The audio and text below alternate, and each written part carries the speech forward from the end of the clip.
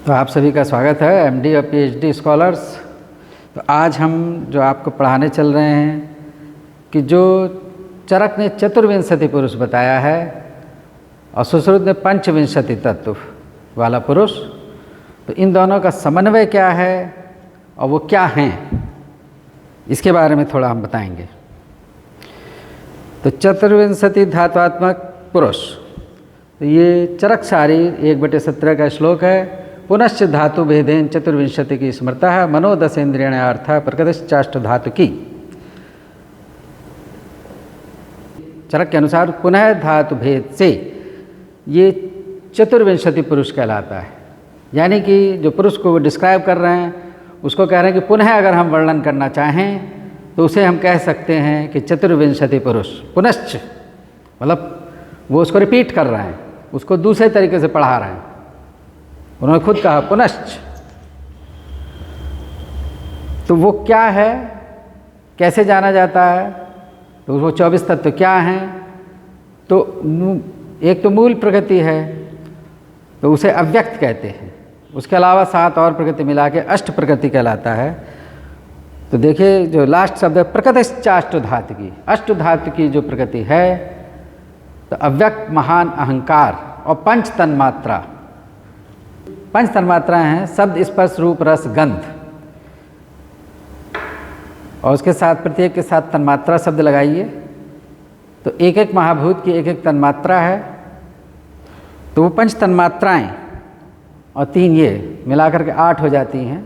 तो प्रकृति या विकृति भेद से यह पुरुष 24 तत्वों का समुदाय है। ये 24 तत्व हैं। 1 है मन, 10 इंद्रियां हैं, 5 अर्थ हैं, मिलाकर 16 विकार, और अष्ट धातु की प्रकृति अर्थात अव्यक्त, महान, अहंकार और पंचतन्मात्रा। इस प्रकार सभी मिलकर 24 तत्व हो जाते हैं।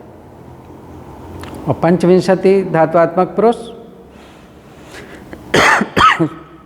सुश्रुत के अनुसार या सांख्य सम्मत, सांख्य के अनुसार जो है पंचविंशति तत्व हैं।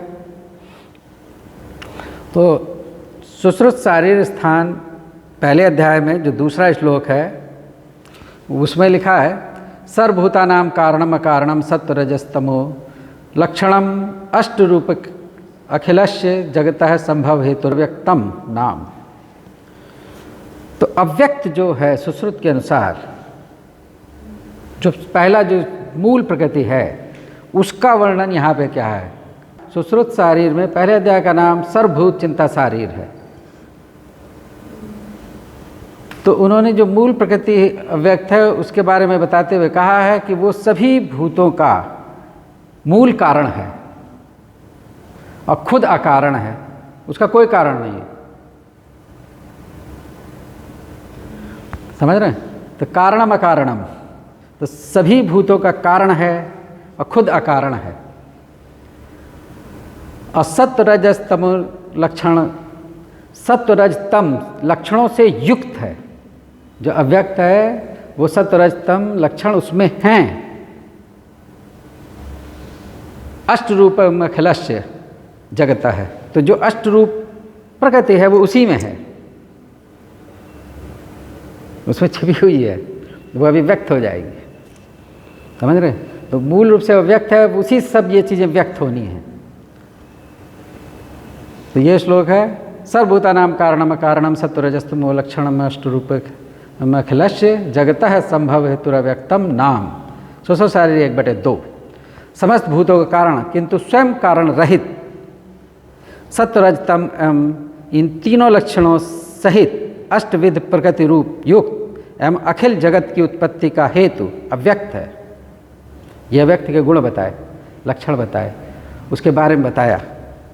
यद्यपि उस व्यक्त से उसी स्वभाव व अनुरूप महान एवं क्रमशः अहंकार और त्रैविध्य 3 रूपों के संयोग विशेष से 11 इंद्रियां, 5 तन्मात्राएं एवं तन्मात्राओं से 5 महाभूत उत्पन्न होते हैं।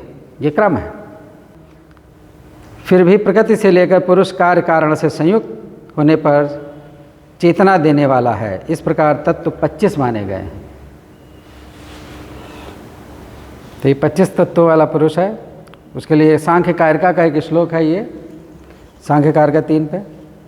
मूल प्रकृतिर विकृतिर्महदाध्य प्रकृति विकृत्य सप्ताह षोडकस्तु विकारो न प्रकृतिर्न विकृति पुरुष है। इसका मतलब है एक मूल प्रकृति है जो अविकृत है,